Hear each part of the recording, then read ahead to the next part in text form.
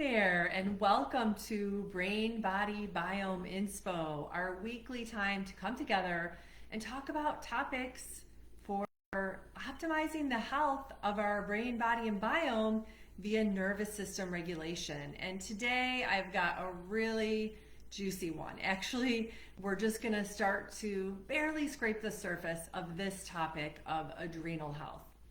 I've had so many people who have reached out asking about adrenal health, how they can support their adrenals. And I get it. You'll feel it when your adrenals are off or when they start to become more dysregulated.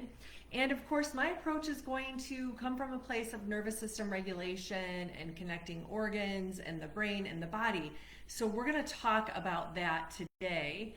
And I've had some really great questions already dropped into a post that I created, which I will link down below this video so you can come back to it and put your questions in there. You can also put your questions down beneath this video. And whether you're here in real time or via replay, put a why if you have been curious about your adrenals, have been thinking about what support your adrenals could benefit from, or perhaps you've gone down the pathway of adrenal issues in the past.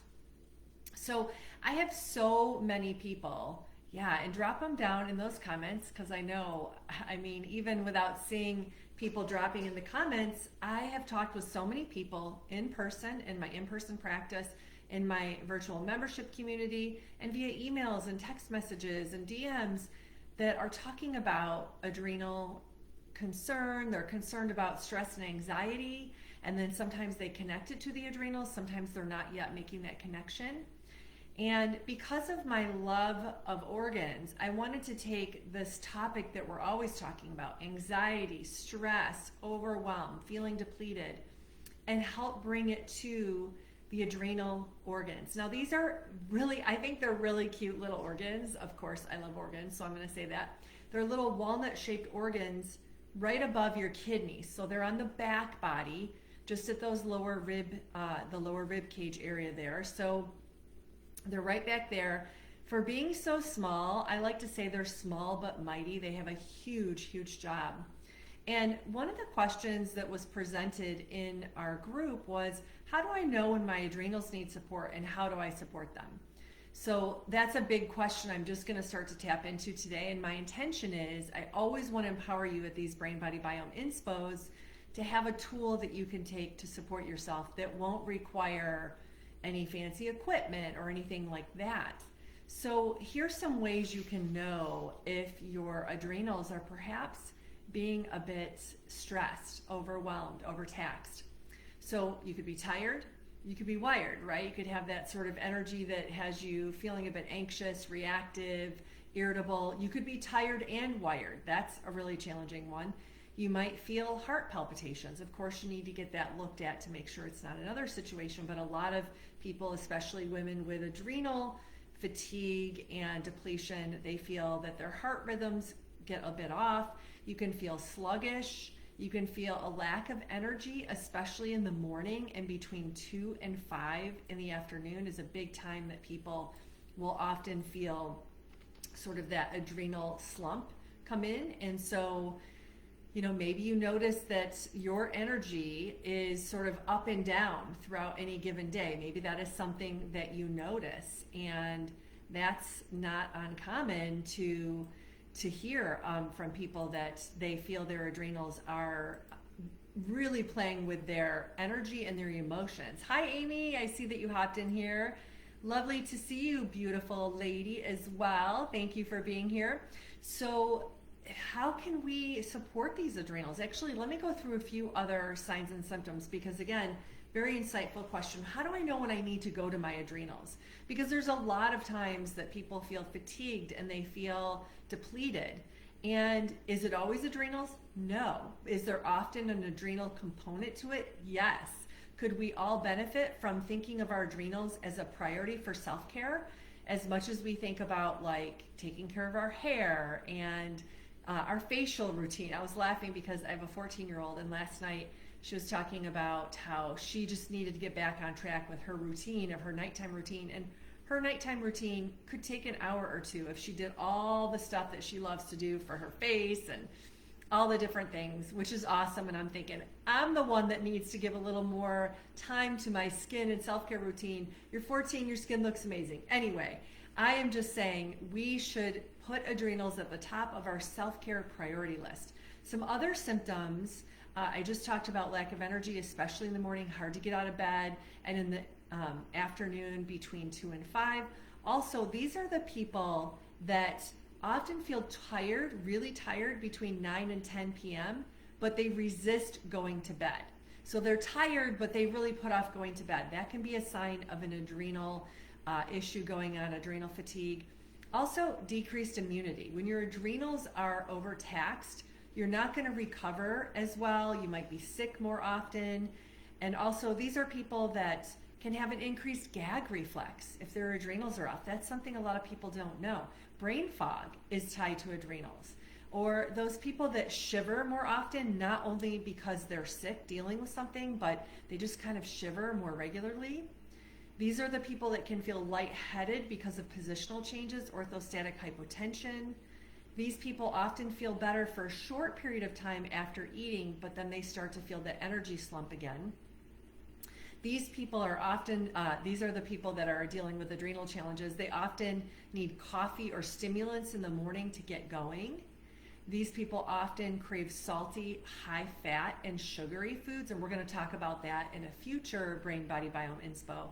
And these people are finding that they have a tendency to gain weight that have adrenal challenges, and they often find that it's around the middle, around the abdomen area. They could have dry mouth. They might have a lot of temperature dysregulation. Are you seeing too how this could also be tied to the thyroid? And we can talk about that in future times together. These people might be sensitive to light. These people might be dealing with regular anxiety, decreased libido.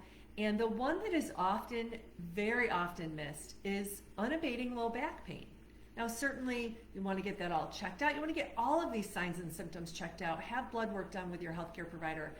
But know that taking care of your adrenals can help you decrease these sort of symptoms, make them less intense, or help eradicate them.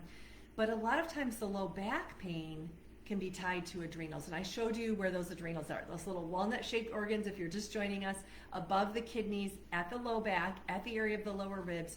Those organs, the adrenals being off, and again, I'm speaking as a visceral or organ manual therapist, can really tie into back pain and discomfort. Now, I'm super passionate about adrenals. As you know, I love supporting people around finding the calm and the peace and the ease.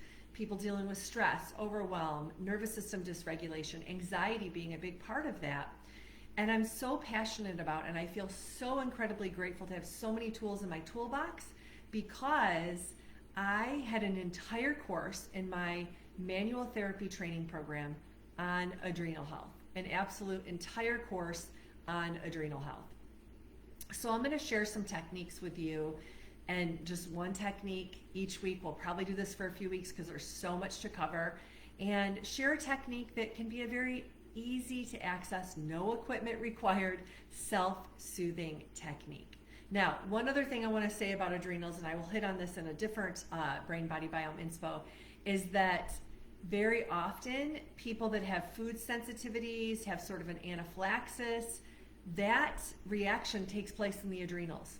So food sensitivities, foods that are triggers, can show up there. And another situation that shows up in the adrenals is a state of shock. Now, this can be shock from a really horrific situation, or it can be shock from something that surprises you but isn't life-threatening. That's going to sit in your adrenals. And so there's a lot to talk about there. As you can see, there's too much to unpack in one of these Brain Body Biome Inspos. But let me show you this technique. So this technique is called neurofascial processing. Now, some of you have done some of this with me before, whether here in these free Brain Body Biome Inspos or in some of my paid programs. We go a bit deeper into it.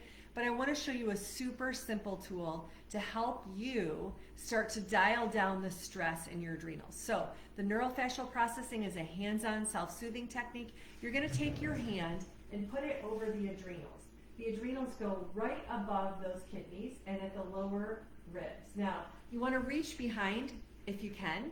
And if you can't reach, let me make sure my screen is showing you. If you can't reach back here to your low back area, go ahead and go to the front at the lower ribs and imagine that you're drilling all the way through to the low back, to those adrenals just above the kidneys. So if that's uncomfortable for your shoulder, your arm, what have you, just do the version in front. Now, to do neurofascial processing, we need to connect to a second spot.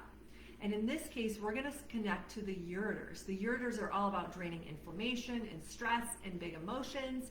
So you're going to take your hand and put it over the ureters, which run beside the spine, leading down the low back. So I could put that hand just underneath the other hand, or I could put it on the front body in that same spot.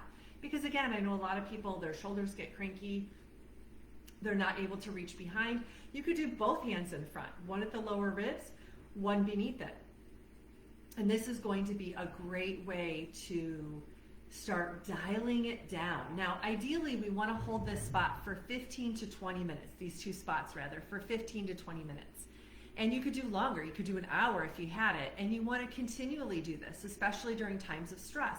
A great time to do this is as you're going to bed. You know, you're trying to quiet yourself down, bring your mind to a place where it's not racing. This is a great technique to do when you're lying in bed.